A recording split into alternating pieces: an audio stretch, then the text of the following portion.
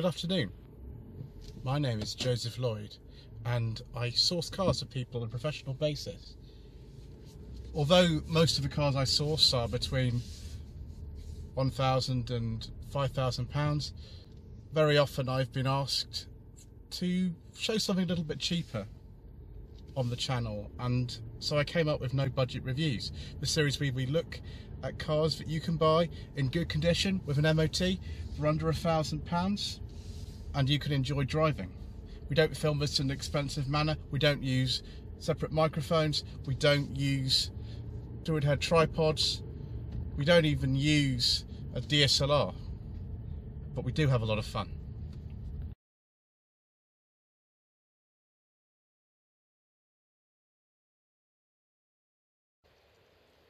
Sometimes, viewers, you wouldn't believe how long I've waited to film certain cars, and this has to be the longest I've waited for a car, apart from one exception which we'll get to hopefully at some point this year. This is a 1999 Honda Civic EJ9.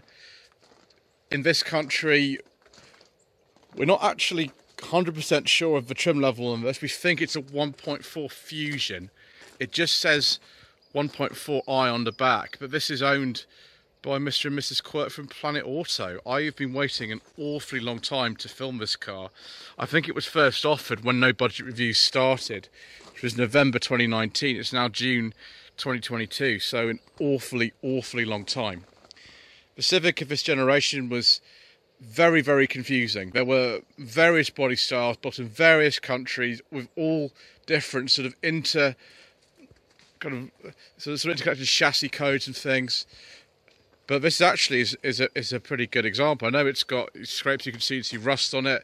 You can see the fact that it's got these are Polo Mark III facelift GTI wheels that are also fitted to the Mark 3.5 Golf Cabriolet. I think that's what we call them. It's a Mark 3 Golf Cabriolet with a Mark 4 front end. But they fit on the car perfectly. Lots of different wheels actually fit on the car. You can fit, I don't know, Rover 45 wheels, Honda Concerto wheels. You can fit some Vauxhall wheels and Peugeot wheels and all kinds of things. So these actually look reasonably good. If you really wanted to be strict, you could take off those center caps and put Honda ones in, but you know, I think it actually looks pretty good. Certainly the standard wheels on this would have been steel wheels, would have had hubcaps. Hubcaps are long gone. Actually these handle better with the alloy wheels, so why not? This is a 1.4 D-series engine. I'm very fond of a D-series engine actually, in this case generating about 89 horsepower. Car's known as Valek for obvious reasons. You can see what the actual dealer plate on the back, and we have a little bit of damage there. Was fell over there like a shambolic shuffle. But we have the original dealer plate on the back. If we open up the interior has now been very thoroughly cleaned by Mrs Quirk, and it looks pretty good. The fabric's actually in really good condition. This car is relatively low mileage as well. It was owned by the same family for quite a while, although one of the members of the family did do some damage to it, which is a bit of a shame. So if we look here, we can actually see that although this is a facelifted car, facelift came in late 1998, we've still got the older style heating and ventilation controls from the pre-facelift car of this generation. I'm just going to call it the 6th generation Civic because the number of chassis codes on these cars is utterly ridiculous and I'm not going to remember, so we're just going to call it a 6th generation Civic. There you can see we've got the dials. Now, there aren't as many bits that are in common between this and my Rover 45 but I hope there'd be. It's principally because the 45 is based on Honda Domani, it was based on a previous generation Civic to this. So there's not so many bits. And also that is an RX-8 gear lever, viewers. It definitely is. This fabric is very typical of kind of small cars of the time, and this isn't a fancy model. There were many others, such as the VTI Jordan was probably top of the range, I would say, the VTI Jordan Special Edition in yellow. But it's actually quite sort of demure by certain 90s fabric standards. Some cars were horrendous actually at the time. Aftermarket stereo, of course, if I would have a tape player originally. But even sort of this kind of thing here, it actually feels quite well engineered. That little ashtray bit here, 12-volt socket, of course, normal handbrake. and you can see where lots and lots of other window switches would have been, but this is only a 3-door, so you don't need them. I presume that was the same for the saloon models as well. The 5-door hatchback and the area deck estate were based more around the Damani or Rover 400 HHR or whatever you want to call it. I'm going to refer to it as the Swindon Civic because that's the common name that they're often referred to. I think the codes start like MA, MB, MC and things like that. Power locks, electric mirror as well, although it's a different switch from the one in my Rover 45. It's similar, but it's different because it's got heated mirrors in this one. Just rear fog lights, no front fog lights in this. Those stalks though, they're straight out of, you know, Honda Concerto, Rover 45, Rover 400, Rover 200, loads of other ones, and of course it's the hatchback one with the rear wiper bit. So we have got one bit, at least that I remember, and possibly that little tray just underneath one of the mirror switches is the same. I will get my secret bridge dogs out in a bit, but first of all we're going to try to get in the back, which I'm told is not too difficult. There we go, slide it forward. So you could get a saloon and a 5-door as well, and I have hopefully got a 5-door coming up. It's very similar to the Rover 45 of course, and the one that was before the HHR 400. There you go, locked in place now there. No seat height adjustment, sorry, but not adjustment for the seat belt, which is a bit of a strange thing. You know, the Rovers all had that stuff. These don't. Not to speak about here, you don't even get a dual ashtray, you just get one. And there it is. Headlamp light adjuster is down there for some reason. There's no rear armrest. I don't think you even got rear headrests.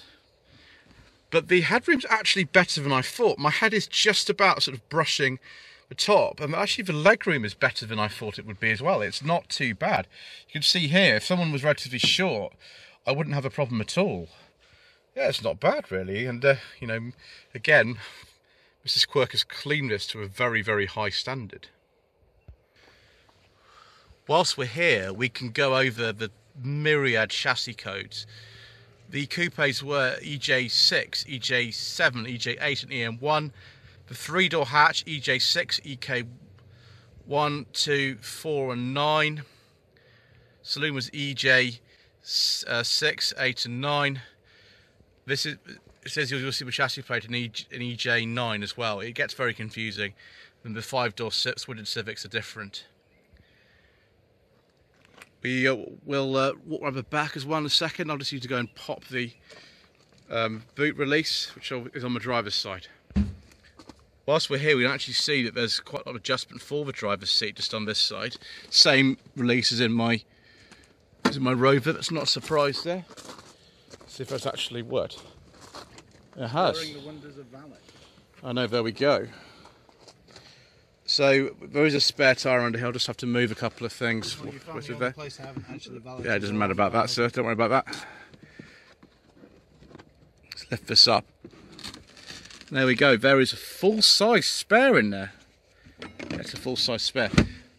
What I remember with this is that this wasn't actually a rival to 5-door cars at the market, like the sort of Astra and the Escort. It was more like a rival to 3-doors or sort of larger super minis, really. It was you know, interesting in that way that Honda still kind of were going back to their roots with one of these, and it wasn't necessarily aimed in this particular configuration at the bigger ones in the segment. That was for the Civic 5-door to do. This was in some ways aimed like at the sort of top end of the Fiesta market, really. Although they weren't priced like that. They were priced kind of more like a Golf, something like that. But yeah, there we go. Those are all the dials and everything. I think it's time to look at the engine. If there was any doubt that Honda and Rover shared a lot of parts back in the day, you can see that the engine bay looks suspiciously like something like a Rover 400. We've got the same sort of bonnet structure, not exactly the same, but similar. The engine is not in the same place because this turns in a different direction from things like, I don't know, a K-series, a T-series, all that sort of stuff that some of them had. But the D-series is a fantastic engine.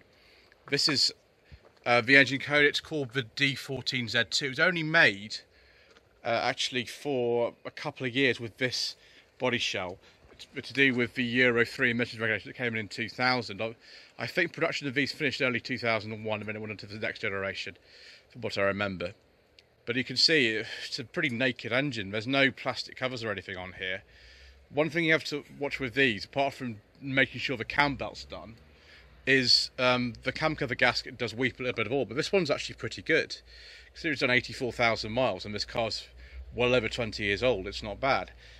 You can blow head gaskets in a D series. It's not as common as a K series engine or something like that. I don't mean the Honda K series, I mean the Rover K series. But you can see on if this car had a K series engine, which it doesn't, but if it had a K series engine, the gearbox would sit on the right hand side, but it sits on the left because the engine turns in completely opposite direction. This is a non-standard sort of filter housing, which actually gives the car about 0.5 brake horsepower more, something like that. Helps it breathe. It does also you get a nicer sort of engine note. So if you're buying one of these, just make sure, most of them do have the D series, 1.4, 1.5, 1.6.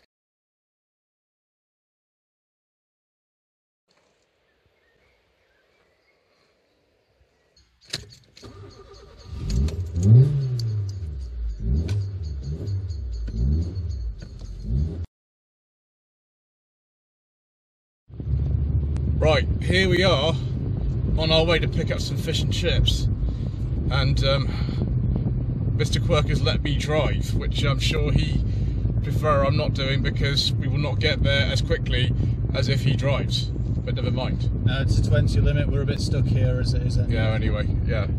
So the basic engine in one of these, and I can't find any reference to this being sold in this country, but I could be wrong, is a 1.4 D series with 75 horsepower. There was a slight modification to that engine in 1998 for the 1999 model year facelift, but the power output remained basically the same. Same with this engine here, which I think it's called the D14Z2. Yeah. It was originally a different engine when the car came out in '95, but it was slightly tweaked for Euro 3 emissions regulations for the facelift, and that produces, it's between like 88 and 90 horsepower depending on exactly what year. Then we've got the 1.5 engines. I think, I'm not exactly sure, because sometimes trying to find market specific information about V6 generation Civics is very difficult, but I think the 1.5 was available in two sets of tune, both 90 and 112 horsepower, and I think that was VTEC E, but we didn't bring any forbidden fuel engines into this country. Those were reserved for the Swindon Civics. Anyway, we don't talk about diesels on this channel, do we, Mr Quirk? We do not. We do not. We don't talk about them. Other channels maybe, but not this one. Not as much as we used to. Exactly. So then we have some 1.6 engines, and the main ones I'm aware of are a D series, which had 122 horsepower, and then there was the B series fire-breathing VTI VTEC. Now that generated 160 horsepower, which would probably produce wheel spin coming out of that junction. This will, if you give it enough. But this is plenty fast enough. And you find the engine in things like the VTI, VTIS, and the Jordan. Funny enough, the Jordan I think was a 500 limited edition. I have seen one, and the racing team didn't have anything to do with it at all.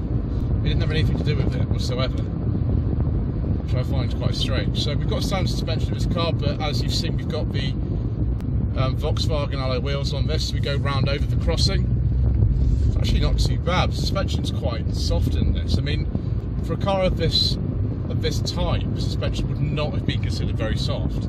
There are cars from this era that have far softer suspension, but because we've got this classic recipe that 90s Hondas very often had, the very reliable D series engine, this sort of double wishbone all-round setup, and this little snicky gearbox, and nicely weighted hydraulic power steering. This car is really nice to drive. It's very easy when you need it to be, but also the chassis is fully equipped to handle a lot more power than this. The alloy wheels do make a difference, although you can tell this is still on the standard suspension. I'm not even sure this has been replaced, to be honest. But we'll go a little bit faster now. Oh, See what listen happens. to that. The exhaust is totally standard. There is this sort of modified airbox that you've seen with the air filter, but the exhaust is standard on this car. The exhaust does sound quite fruity. And just like the EG4 Civic that I filmed the no budget reviews in 2020, they're just really good little cars to throw around.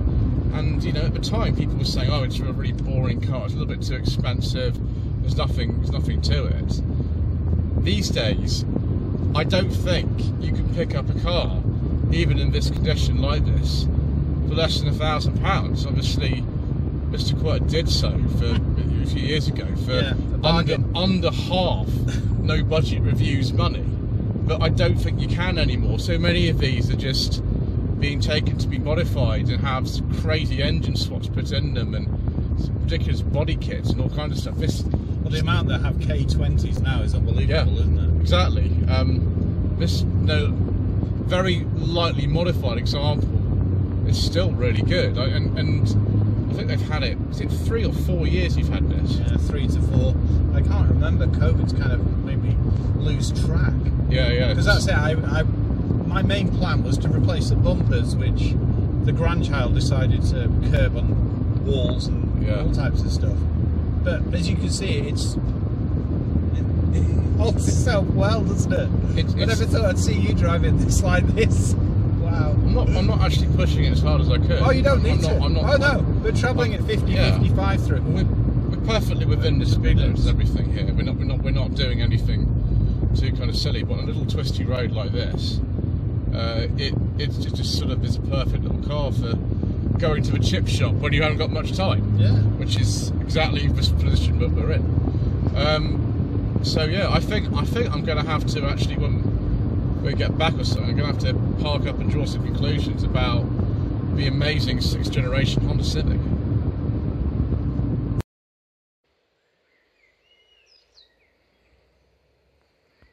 So look at some trim levels for the British market 6th generation Civics.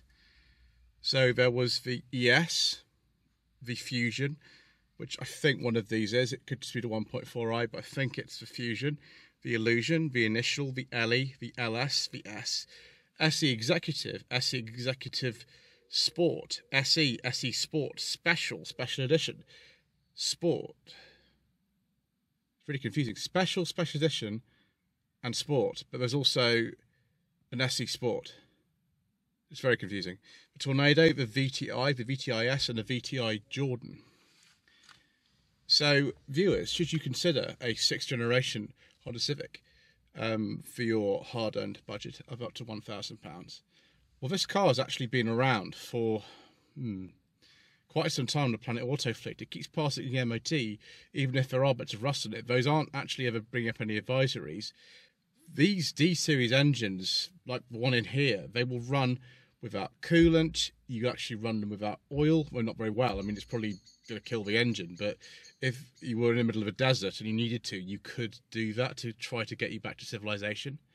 They do have problems like anything else does, but actually it's a pretty fun car to drive, and you know, I quite like it. Anyway, thank you ever so much indeed once again for watching this episode of No Budget Reviews.